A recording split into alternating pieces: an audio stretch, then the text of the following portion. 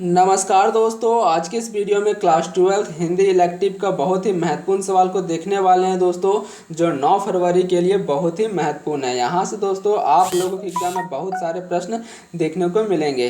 तो चलिए दोस्तों, वीडियो को बिना देर किए हुए स्टार्ट करते हैं। और आज हम लोग ऑब्जेक्टिव क्वेश्चन को देखेंगे, इसके बाद हम लोग सब्जेक्टिव प्रश्न को भी देखेंगे। ठीक है, तो देखिए दोस्तों, खंड खा में रहेगा आपका अपठित बोध। ठीक है, ये आपका रहेगा दोस्तों गद्यांश रहेगा। इस गद्यांश को पढ़ना है। इसी गद्यांश से दोस्तों यहाँ पे प्रश्न पूछा गया है, इसका आपको जवाब देना है। ठीक है, इसको दोस्तों आपको खुद कर लेना है, क्योंकि यह बहुत ही आसान होता है। सारा आंसर आपको पैसेज में मिल जाएगा। ठीक है, आप चाहे तो इसका स्क्रीनशॉट ले सकते हैं और घर में प्रैक्टिस कर सकते हैं। मैं सीधा आप लोगों को ग्रामर से क्वेश्चन बताता हूँ। ठीक है, देखिए इसको आपको खुद कर लेना है, बहुत ही आसान है। ठीक है, यहाँ पे देखिए 1 से 4। ठीक है, 1 से 4 आपका गद्यांश से सवाल पूछा गया है, वो आपको खुद कर लेना है। और फिर से यहाँ 5 से 8 फिर से ये आपका गद्यांश है। ठीक है, गद्यांश को फिर से आप लोगों को अच्छे ढंग से पढ़ना है और सवालों का जवाब देना है। ठीक है, 5 से 8 के लिए देखिए दोस्तों, ये आपका सारा गद्यांश का सवाल है, इसको आपको खुद कर लेना है। ठीक है, ये आपका गद्यांश का सवाल है, इसको आपको खुद कर लेना है। मैं सीधा आप लोगों को ग्रामर से क्वेश्चन बता देता हूँ। ठीक है, क्योंकि यहाँ से बहुत ही महत्वपूर्ण है, वो आप लोग खुद कर लेंगे। आगे देखिए दोस्तों, ये है आपका प्रश्न, संचार प्रक्रिया में आने वाली बाधाओं को क्या कहा जाता है। आपका ऑप्शन है दोस्तों फीडबैक, माध्यम, स्रोत या संचारक, शोर। तो इसका सही आंसर क्या हो जाएगा दोस्तों, शोर। ठीक है, नॉइज। ऑप्शन नंबर डी इसका बिल्कुल सही आंसर है। आगे देखिए 10 नंबर प्रश्न है, संचार का सबसे आधुनिक प्रकार क्या है। ये बहुत ही महत्वपूर्ण सवाल है दोस्तों कि संचार का सबसे आधुनिक प्रकार क्या है। तो इसका सही आंसर क्या हो जाएगा, जनसंचार। ऑप्शन नंबर सी इसका करेक्ट है। आगे देखिए 11 नंबर प्रश्न है, संचार की प्रक्रिया को अंजाम देने में मदद करने वाले तरीके क्या कहलाते हैं। संचारक, संचार माध्यम, फीडबैक, प्राप्तकर्ता या रिसीवर। तो इसका सही आंसर क्या हो जाएगा दोस्तों, संचार माध्यम। ऑप्शन नंबर बी इसका सही आंसर है।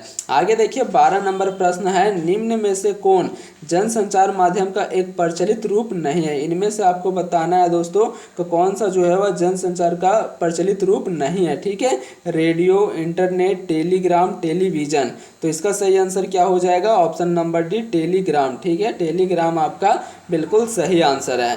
आगे देखिए दोस्तों 13 नंबर प्रश्न है, बंगाल गजट के संपादक का क्या नाम था। ये बहुत ही महत्वपूर्ण सवाल है कि बंगाल गजट के संपादक का क्या नाम था। तो इसका सही आंसर क्या हो जाएगा, James Augustus Hickey. Option number A इसका करेक्ट है।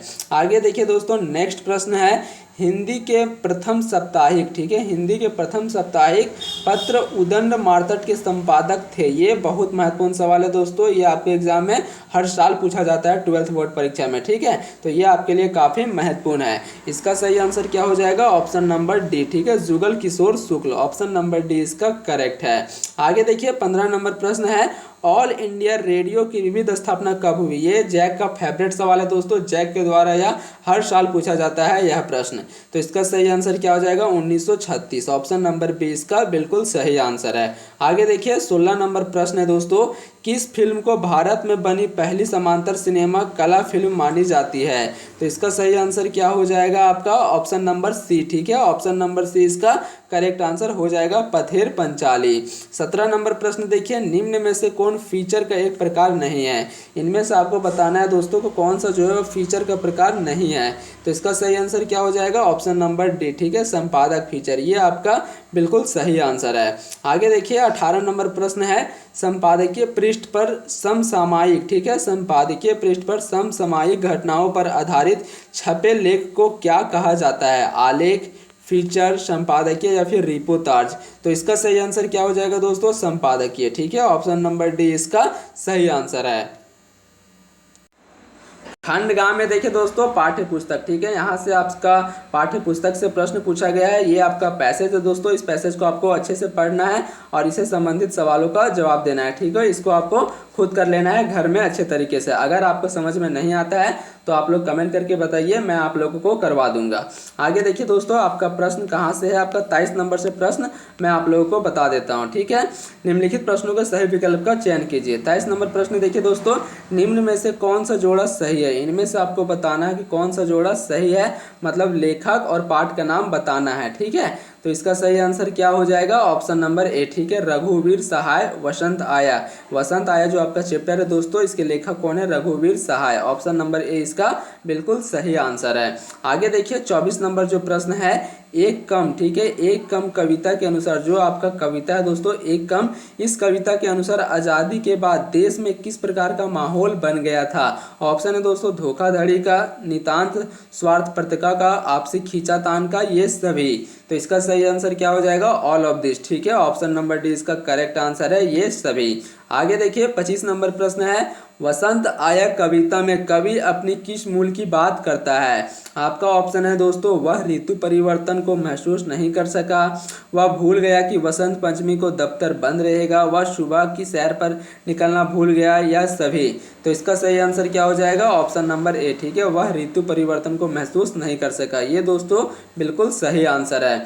26 नंबर प्रश्न देखिए, सत्य कविता जो आपका चैप्टर है दोस्तों, सत्य ये आपका एक प्रकार का कविता है। इस कविता में कवि ने जीवन की, ठीक है, कवि ने जीवन में सत्य की महत्ता को दर्शाने के लिए किसे माध्यम बनाया है, ये आपको बताना है। रामायण के पात्रों को, महाभारत के पौराणिक संदर्भों एवं पात्रों को, पंचतंत्र की कथाओं को, ये सभी। तो इसका सही आंसर क्या हो जाएगा दोस्तों? ऑप्शन नंबर सी, ठीक है, महाभारत के पौराणिक संदर्भों एवं पात्रों को, ये आपका बिल्कुल सही आंसर है। आगे देखिए 27 नंबर प्रश्न है, गीत गाने दो मुझे, ये आपका एक प्रकार का कविता है दोस्तों, गीत गाने दो मुझे। कविता में कवि निराला ने किसे, कैसे समय का वर्णन किया है, ठीक है। तो इसका करेक्ट आंसर क्या हो जाएगा? Option number D, all of this. जब मनुष्य में जिजीविषा खत्म हो जाता है, ये सही है। जब संघर्ष करते करते लोगों के होश उड़ जाते हैं, ये भी सही है। जब जीवन निराश से भर जाता है, ये भी सही है, ठीक है। आपका आंसर क्या हो जाएगा? ऑल ऑफ दिस, ये सभी। 28 नंबर प्रश्न देखिए दोस्तों, 28 से 31 फिर से यहाँ पे आपका गद्यांश पूछा जाएगा। इस गद्यांश को आपको खुद से कर लेना है। देखिए दोस्तों, ये आपका गद्यांश है, इस गद्यांश को आपको पढ़ लेना है और इसका जो सवाल पूछा गया है उसका जवाब आपको खुद से देना है, ठीक है। इसको जब तक आप लोग खुद से प्रैक्टिस नहीं करेंगे दोस्तों, आप लोग नहीं बना पाएंगे, इसलिए आपको पैसेज को खुद से प्रैक्टिस करना है। मैं आप लोगों को सीधा 28 नंबर से प्रश्न बता देता हूँ, ठीक है। देखिए 28 नंबर प्रश्न है, प्रस्तुत पंक्तियाँ किस पाठ से ली गई है? सॉरी फ्रेंड्स, 28 से 31 आपका जो है ये पैसेज से सवाल पूछा गया है, इसको आपको खुद करना है, ठीक है। 28 से 31 आपको खुद करना है। मैं सीधा आप लोगों को 32 नंबर से प्रश्न आपका बता देता हूँ। देखिए 32 नंबर प्रश्न पूछा गया है, किस रचनाकार के नाटक रामचंद्र शुक्ल के पिताजी को प्रिय था, ठीक है। तो इसका सही आंसर क्या हो जाएगा? Option number D, Bharatendu Harishchandra, ठीक है। ये आपका दोस्तों बिल्कुल सही आंसर है। 33 नंबर प्रश्न देखिए, रामचंद्र शुक्ल के पिताजी का तबादला हमीरपुर से कहाँ हो गया था? ये बहुत ही महत्वपूर्ण सवाल है दोस्तों, ये आपके एग्जाम में 100% पूछा जाएगा 9 फरवरी में, ठीक है। तो इसका सही आंसर क्या हो जाएगा? मिर्जापुर। ऑप्शन नंबर सी इसका करेक्ट है। आगे देखिए 34 नंबर प्रश्न है, घड़ी बनाने की कला क्या कहलाती है? घुड़सवार, घुड़दौड़, घड़ीबाज, घड़ीसाजी। तो इसका सही आंसर क्या हो जाएगा दोस्तों? घड़ीसाजी, ठीक है। घड़ी बनाने वाला क्या कहलाता है? घड़ीसाजी। 35 नंबर प्रश्न देखिए, गांव वालों के अनुसार कैसा व्यक्ति समधिया का काम करता था? ये बहुत महत्वपूर्ण सवाल है दोस्तों, ये आपका जैक का फेवरेट सवाल है, ये हर साल पूछा जाता है 12th बोर्ड परीक्षा में, ठीक है। तो इस बार भी 100% पूछा जाएगा। तो इसका सही आंसर क्या हो जाएगा आपका? कामचोर, निठल्ला, पेटू, ये तीनों आपका सही हो जाएगा, ठीक है। ऑल ऑफ दिस इसका दोस्तों बिल्कुल सही आंसर है, ये सभी। 36 नंबर प्रश्न देखिए फ्रेंड्स, गांधी नेहरू, ठीक है, गांधी नेहरू और यासेर अराफत पाठ के द्वारा कौन सा मुद्दा उभरकर सामने आता है? राष्ट्रीयता, देश प्रेम, अंतर्राष्ट्रीय मैत्री, ये सभी। तो इसका सही आंसर क्या हो जाएगा? ऑप्शन नंबर डी, ठीक है। ऑल ऑफ दिस इसका बिल्कुल सही आंसर है। 37 नंबर प्रश्न देखिए, सूरदास किस कार्य को पूर्ण करने हेतु रुपए इकट्ठा कर रहा था? तो इसका करेक्ट आंसर क्या हो जाएगा दोस्तों? ऑप्शन नंबर डी, ये सभी, ठीक है। वह गया जाकर अपने पूर्वजों का पिंडदान करवाना चाहता था, ये आपका बिल्कुल सही है। मिठुआ के ब्याह के लिए, ये भी सही है दोस्तों। कुआं बनवाने के लिए, ये भी सही है। तो इसका सही आंसर क्या हो जाएगा? Option number D, all of this.